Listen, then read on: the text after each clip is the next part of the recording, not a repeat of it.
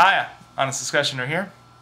Wildcard did a two-part series on how atheists can disprove God, so how can I not respond? Now, Wildcard's videos kind of reminded me of a series the Fighting Atheist did a while back, How to Convert an Atheist.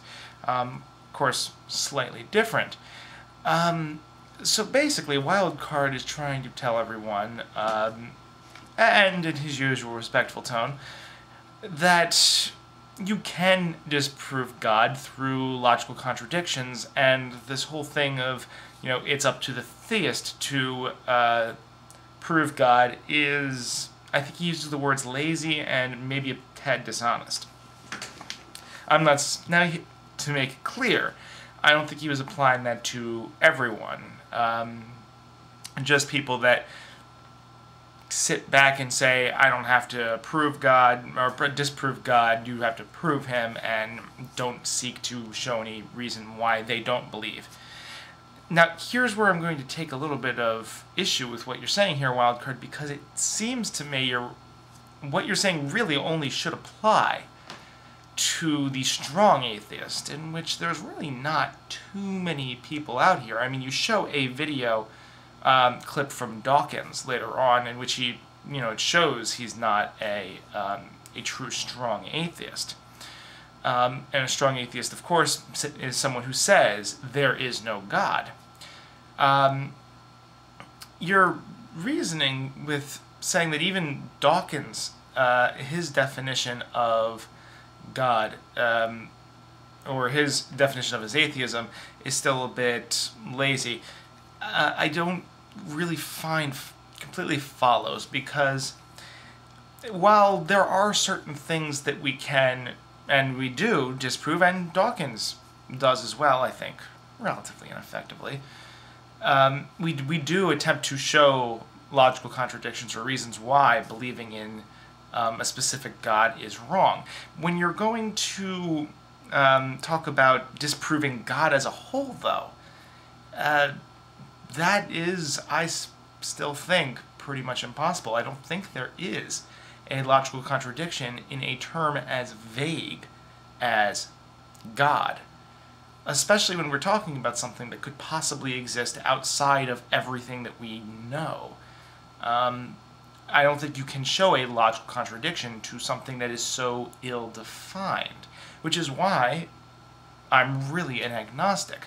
If you look on my channel, you'll see atheist, agnostic on there, just in description of myself. And while that title is rather confusing to a lot of people, I still hold to it because there's really not a better way to put it. Copernicus says something to this effect in one of his videos earlier, but that's why I personally like atheist agnostic, because I'm atheist in regards to religion, Christianity, Islam, Buddhism, all of them, pretty much. Because they do define their gods pretty well. So I think there are logical contradictions that we can show. I think historically and commonsensically we can show that these versions of God don't exist, and I think that's pretty much what all of my videos do, and I don't think you'd really deny this. So I think you're really just talking about the strong atheists, like atheists at large, but again, these are really not a lot of people. There's really very few strong atheists out there, and I really disagree with them, because I don't think, I've never really heard anything that says there's no way that any form of God could possibly exist, because it's so ill-defined, it's so vague. There's not a lot of contradictions you can show. And even if you show a contradiction, I could then redefine what God is to mean something slightly different. So unless you're going to show a contradiction that can apply to anything that could ever possibly describe God, then I don't think you can, which is why I think agnosticism rocks. I think that is the default position. You ask in there, what do you think the default position should be in reference to God? A, God exists, or B, God does not exist, and I posted a comment saying C, the default position should be, I don't know. example I like to use in most of these things is, do you believe that there is a planet in another galaxy that has your name spelled out in diamonds along its surface? There aren't any... We all might be considered a diamond on planet Namus-ists. I don't know. That really is too specific of a term to add a title to. But discussing whether or not there is or isn't is really pointless. There's no contradiction to be found in that. It's just highly unlikely, and there's no reason to hold it. There's plenty of things that we can't prove or disprove that could or could not be the case. The whole thing you said with the teapot illustrates this, and I don't understand where you were going with that, saying is there a teapot that we can't actually get to verify its existence. There's no point in claiming yes or no on it. That's where agnosticism comes, and that's what I think is really the position we should have in reference to God. You later also say that you try to show that you could logically disprove God, and you use a video from No More to illustrate this point, in that you can disprove the supernatural. He uses an example of the atheist experience, putting dice in a jar and then putting a couple other, having 2 other jars that apparently have nothing in there, and saying you can't disprove that there's not supernatural dice in that jar. And No More basically says you can disprove that because it's basically a contradiction, because supernatural things can't have can't have space or volume or mass or all of those things. I'd have to disagree with him on this. Sorry, No More, but I'll use my favorite example, which is a beer bottle. Okay, it's not my favorite example, but anyway, it's the one closest at hand. I could say, and I could prove, possibly, or at least give evidence of this being a supernatural beer bottle. Now, it does have mass to it, as far as we can tell.